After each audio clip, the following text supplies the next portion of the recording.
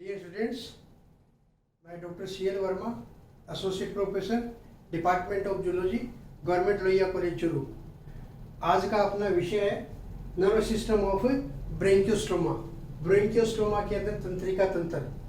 ब्रेंकियोस्टोमा में जो nervous system होता है वो बहुत ही कम डेवलप्ड होता है, क्योंकि यहाँ पर ब्रेन नहीं होता है, यहाँ पर ब्रेन एब्सेंट होता है, इसलिए यहाँ जो नर्वस सिस्टम है वो बहुत ही कम विकसित होता है। तो यहाँ पे जो नर्वस सिस्टम है उसके अंदर नर्व कोड पाई जाती है।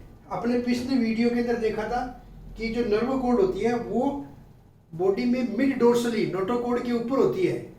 आपको अगर याद आ रहा हो तो अपन ने एक नोटोकोड बनाई थी और उस नोटोकोड के जस्ट ऊपर अपन ने दिखाया था नर्व कोड, यानी नोटोकोड के ऊपर इसकी पोजीशन होती है नर्व कोड की, और ये आगे से लेकर के पीछे तक फैली रहती है। आगे ये एकदम से स्नाउट तक जाती है, लेकिन नोटोकोड के थोड़ा सा पीछे तक रहती है। इसी तरीके से पूरी लंबाई में फैली रहती है नोटोकोड के साथ में। और पिछले एंड पे भी अगर अपन देखें तो जो नोटोकोड है उसके थोड़ा सा पहले ये इसका एंड हो जाता है। तो ये नोटोकोड से थोड़ी छोटी होती है आगे वाले सिरे से पर भी और पीछे वाले सिरे पर। तो ये इसकी पोजीशन है, नोटोकोड के ऊपर मिड डोर्सली इसकी पोजीशन होती है। इस नोटोकोड के अंदर अपन देखें तो एक इस नोटोकोड का जो आगे वाला सिरा होता है वो फूला हुआ होता है, और उस फूले हुए सिरे को बोलते हैं सेरिब्रल वेसाइकल या वेंट्रिकल भी बोलते हैं। इस नोटोकोड के एकदम से मध्य से थोड़ा नीचे की तरफ एक सेंट्रल कैनाल पाई जाती है। सेंट्रल कैनाल, ये इसकी सेंट्रल कैनाल है।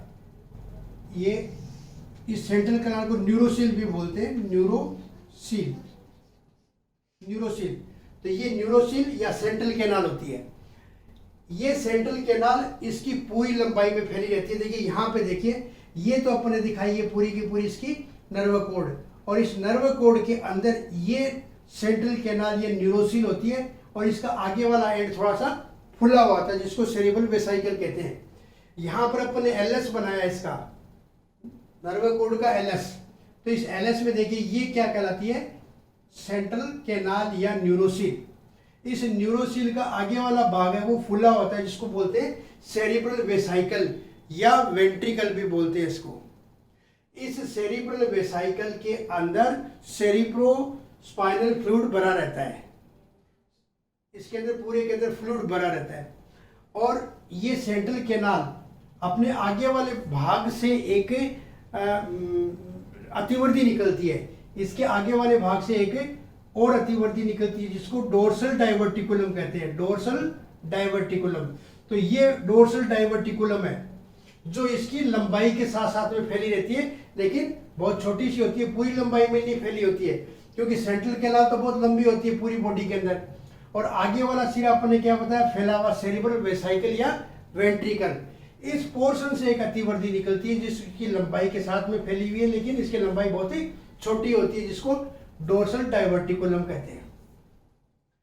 इस नर्व कोड के अंदर यहाँ पे सेंसरी ऑर्गन्स पाए जाते हैं। तो सबसे आगे वाला जो सेंसरी ऑर्गन है जो कि वेसाइकल के आगे लगा रहता है, इसको बोलते हैं पिगमेंट स्पॉट।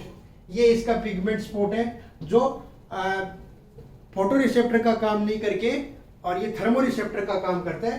तो ये पिगमेंट स्पॉट है इसके अंदर। इस पिगमेंट स्पॉट के नीचे यानी वेसाइकल के जस्ट नीचे फ्लोर के ऊपर एक ऑर्गन पाया जाता है जिसका नाम है इनफंडिबुलर ऑर्गन।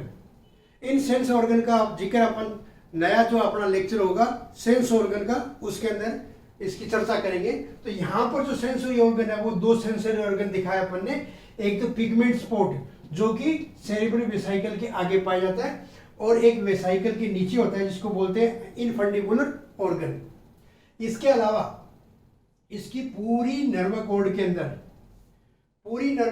अंदर लेटरल ओसेलाई या आई पाए जाते हैं।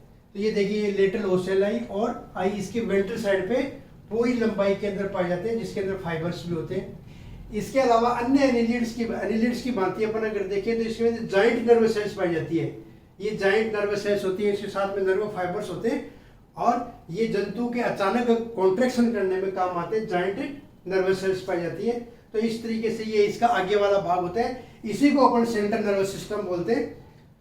इस सेंट्रल नर्वस सिस्टम में अपन ने क्या बताया कि सेंट्रल केनाल, और सेंट्रल केनाल के आगे वाला भाग फूला हुआ है उसका क्या नाम है, सेरिब्रल वेसाइकल। और इस सेरिब्रल वेसाइकल के से एक अतिवर्धी निकलती है जिसका नाम है डोर्सल डाइवर्टिकुलम, और इसके अंदर फ्लूइड भरा रहता है, पूरी के अंदर फ्लूइड भरा रहता है।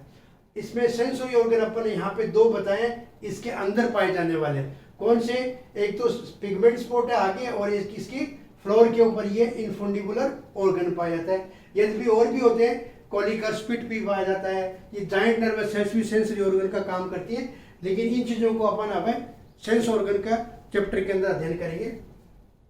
तो ये हुआ इसका central nervous system. Peripheral nervous system अपन इसका देखें तो ये अपन ने पूरी की पूरी क्या बना रखी है, एंटीरियर पार्ट बना रखा है किसका, नर्व कॉर्ड का। आगे वाला भाग मैंने क्या बताया, फुला हुआ सेरिब्रल वेसाइकल, और इसके आगे वाले भाग से नर्व निकलती है, वो 2 जोड़ी नर्व निकलती है, 2 पेयर्स ऑफ नर्व निकलती है। इनको सिफेलिक नर्व बोलते हैं क्योंकि ये आगे वाले भाग से निकलती है, इसको सिफेलिक नर्व बोलते हैं। तो ये देखिए सिफेलिक नर्व, ये एक जोड़ी, तो ये है फर्स्ट सिफेलिक सेरिब्रल नर्व्स, और सेकंड ये सेकंड सेरिब्रल नर्व, 2 जोड़ी यहाँ पर नर्व्स पाई जाती है। इन नर्व्स की विशेषता क्या होती है, ये वाली फर्स्ट जो है आगे स्नाउट को जाती है, ठीक है, इसी तरीके से ओरल हुड होता है उसको जाती है, और ओरल हुड के ऊपर जो सिराई पाए जाते हैं ओरल सिराई को जाती है। इन नर्व्स की विशेषता ये होती है कि इन नर्व्स में वेंट्रल रूट नहीं होता है। जो नर्व्स होती है उसके अंदर, ब्रेन के अंदर जो नर्व्स होती है उसके अंदर 2 रूट होते हैं, एक तो डोर्सल रूट होता है और एक वेंट्रल रूट होता है। लेकिन जो सेरिब्रल नर्व्स होती है उनके अंदर वेंट्रल रूट एब्सेंट होता है, इसलिए ये वाली जो नर्व्स है, कौन सी, आगे वाली 2 जोड़ी जिनको अपन ने सेरिब्रल नर्व्स कहा है, ये केवल सेंसरी नर्व का काम करती है। यानी इनके अंदर जो रिसेप्टर होते हैं, किसमें, यहाँ पर जो रिसेप्टर होते हैं स्नाउट के अंदर, ओरल हुड के अंदर, वहां से सूचना केवल सेरिब्रल वेसाइकल तक पहुंचाने का, क्योंकि ये सेरिब्रल वेसाइकल को ये अपन यहाँ पर ब्रेन कहते हैं, तो इस सेरिब्रल वेसाइकल तक पहुंचाने का काम करती है। तो केवल ये सेंसरी काम करती है, मोटर का काम नहीं करती है, मोटर नर्व का काम नहीं करती है, केवल सेंसरी नर्व, संवेदी तंत्रिका का काम करती है ये। इस नर्व कोड का जो पीछे वाला भाग होता है उसको स्पाइनल कोड तो नहीं कहते, लेकिन इससे निकलने वाली जो नर्व है उनको स्पाइनल नर्व्स बोलते हैं, स्पाइनल नर्व्स बोलते हैं। तो यहाँ पर क्या होता है, प्रत्येक सेगमेंट से एक जोड़ी नर्व्स निकलती है, उनको स्पाइनल नर्व्स बोलते हैं। ये स्पाइनल नर्व्स है प्रत्येक सेगमेंट। अब सेगमेंट कहाँ से आ गए, एम्फियोक्सिस या ब्रेकियोस्ट्रोमा के अंदर, क्योंकि इसके अंदर जो मायोटोम्स होते हैं उन मायोटोम्स की वजह से ऐसा लगता है जैसे बॉडी सेगमेंटेड है। तो वो जो जहां पर अपने को प्रतीत होता है कि यहाँ पर ये सेगमेंटेड है, वहां से प्रत्येक सेगमेंट के अंदर एक जोड़ी नर्व्स निकलती है जिनको बोलते हैं स्पाइनल नर्व। तो ये अपन ने फर्स्ट स्पाइनल नर्व दिखाई है, ये सेकंड स्पाइनल नर्व दिखाई है, तो ये 2 नर्व दिखाई है अपन ने। इन नर्व्स की क्या विशेषता है, इनमें वेंट्रल रूट भी होता है और डोर्सल, ये वेंट्रल रूट दिखाया यहाँ पर, और ये यहाँ पर डोर्सल रूट दिखाया, दोनों रूट होते हैं। यानी जो स्पाइनल नर्व्स होती है वहां पे डोर्सल रूट भी होता है और वेंट्रल रूट भी होता है। अब ये डोर्सल रूट और वेंट्रल रूट क्या होता है, जैसे कोई भी तंत्रिका है इस तरीके से,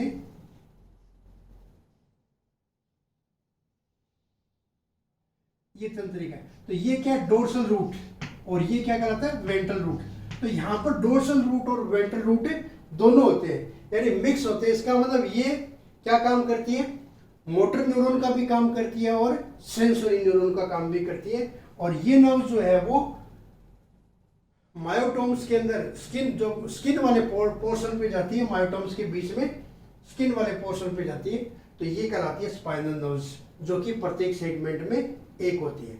तो तीसरा आता है ऑटोनोमस नर्वस सिस्टम, या ऑटोनोमस में क्या होगा, ऑटोनोमस नर्वस सिस्टम, इसमें क्या होता है, जो गट की वाल होती है, गट वाल, उसमें 2 प्लेक्सेस पाए जाते हैं। जो इसकी गट वाल होती है उसके अंदर 2 प्लेक्सेस पाए जाते हैं, जाल पाया जाता है, यूं मान लीजिए 2 प्लेक्सेस पाए जाते हैं, और वो नर्व कोड से जुड़े रहते हैं। तो जो गट की वाल होती है उसके अंदर जो मसल्स होती है उनमें जो इनवॉलेंट्री कॉन्ट्रैक्शन होता है वो इस ऑटोनोमस सिस्टम की वजह से होता है। तो इस प्रकार से यहाँ पे जो नर्वस सिस्टम है वो वेल डेवलप तो नहीं है, क्योंकि ब्रेन नहीं है, और यहाँ पर जो सेरिब्रल वेसाइकल है उसी को ब्रेन माना गया है। तो यहाँ पर तीनों नर्वस सिस्टम मानते हैं अपन। सेंट्रल नर्वस सिस्टम, जिसमें अपन ने केवल ये सेंट्रल कैनाल बताई है और उसका आगे वाला फूला हुआ भाग है वो सेरिब्रल वेसाइकल या वेंट्रिकल बताया, तो ये हुआ central nervous system. Peripheral nervous system में क्या होगा, वेंट्रिक्युलर नर्व कॉर्ड है, उससे निकलने वाली तंत्रिकाएं, तो आगे वाली दो जोड़ी सेरिब्रल नर्व्स और प्रत्येक सेगमेंट में निकलने वाली स्पाइनल नर्व्स किसमें आती है, पेरिफेरल नर्वस सिस्टम में। और थर्ड अपन ने बताया ऑटोनोमस नर्वस सिस्टम।